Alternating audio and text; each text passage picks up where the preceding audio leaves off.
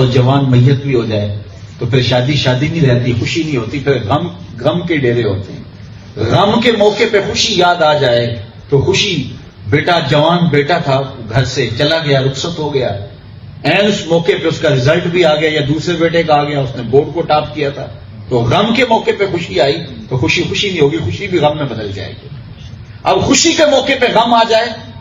کہ گھر کے اندر جو ہے وہ خوشیوں کا ماحول تھا، پھول جھڑیاں تھی، لیکن اس موقع پہ بری خبر آ گئی تو وہ خوشیاں بھی گئیں۔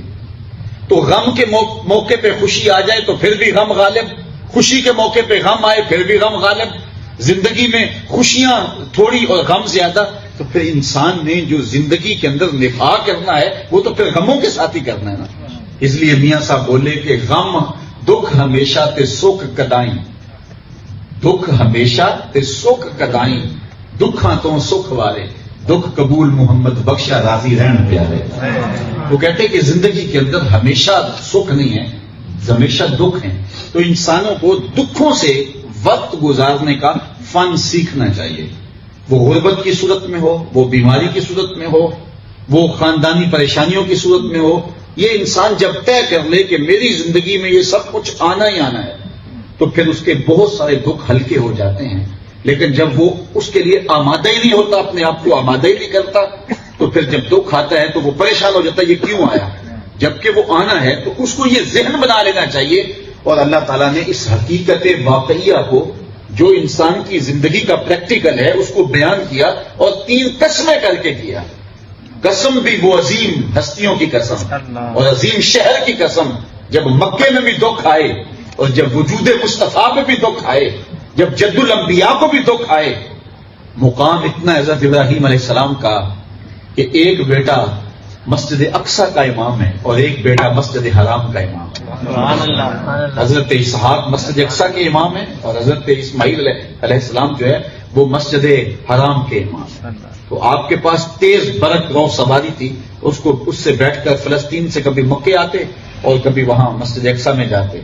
تو ایک بیٹے گزر دیکھتے ایک بیٹے گزر دیکھتے۔ مجھے بتاؤ کوئی اتنا خوش نصیب باپ ہو سکتا ہے جس کا ایک بیٹا مسجد اقصی کا امام ہو اور دوسرا بیٹا اس کا حرم کا امام ہو، اور دونوں بیٹے نبی بھی ہوں؟ وہ کام یہ، لیکن دکھوں کی کہانی وہ بھی آپ کے سامنے ہے۔ تو اللہ تعالیٰ نے حضرت انسان کو دکھوں میں رہتا ہوا پیدا کیا ہے، اور اس کو پھر دکھوں سے نبھا کرنا چاہیے، اور اگر وہ دکھوں سے نبھا کر لے گا اور اس فن کو سیکھ لے گا، یہ انسان کو اپنی زندگی میں سیکھنا چاہیے، اور جب وہ سیکھ لے گا قرآنی اس فلسفے کو اپنے اندر اتار لے گا تو پھر وہ مشکلات میں گھبرائے گا نہیں، گر نہیں جائے گا، وہ چوٹ کھا کر کے جو ہے وہ گرے گا نہیں بلکہ اٹھنے کی کوشش کرے گا، اس لیے کہ وہ سمجھے گا یہ سب کچھ میری زندگی کا، میرے سسٹم کا، میرے نظام کا حصہ ہے اور یہ سب کچھ میرے ساتھ ہونا ہے، اور پھر اس پہ وہ صبر کرے گا، اور جب وہ صبر کرتا ہے تو اللہ تعالیٰ اس کو اجر دیتا ہے۔ اور اگر وہ دکھوں پہ صبر نہیں کرتا تو دکھ تو پھر بھی دکھ ہی ہوتے ہیں، صبر نہ کرنے سے اجر ضائع ہو جاتا ہے، اور جب وہ صبر کرتا ہے تو پھر اللہ اجر بھی عطا کرتا ہے۔ صرف ایک حدیث سن لیجیے اس عنوان سے، حضور نبی رحمت صلی اللہ علیہ وسلم نے ارشاد فرمایا، سید نبی المرتضیٰ رضی اللہ تعالی عنہ سے مروی ہے، جو اللہ کے دیے گئے تھوڑے رزق پہ راضی ہو گیا، جو اللہ کے دیے گئے تھوڑے رزق پہ راضی ہو گیا، اللہ قیامت کے دن اس کے تھوڑے عملوں پہ راضی ہے۔ بندے تو بندہ ہو کے راضی ہے، تجھے ضرورت بھی تھی، حاجت بھی تھی، اور مجھے تو تیرے عملوں کی ضرورت بھی نہیں۔ تو اگر دکھ پر، تکلیف پر، بیماری پر، غربت پر، پریشانی پر بندہ جو ہے وہ صبر کرنا سیکھ جاتا ہے تو اس کا اجر رکھا گیا ہے۔ تو اللہ تعالیٰ جل شانہ نے فرمایا کہ قسم ہے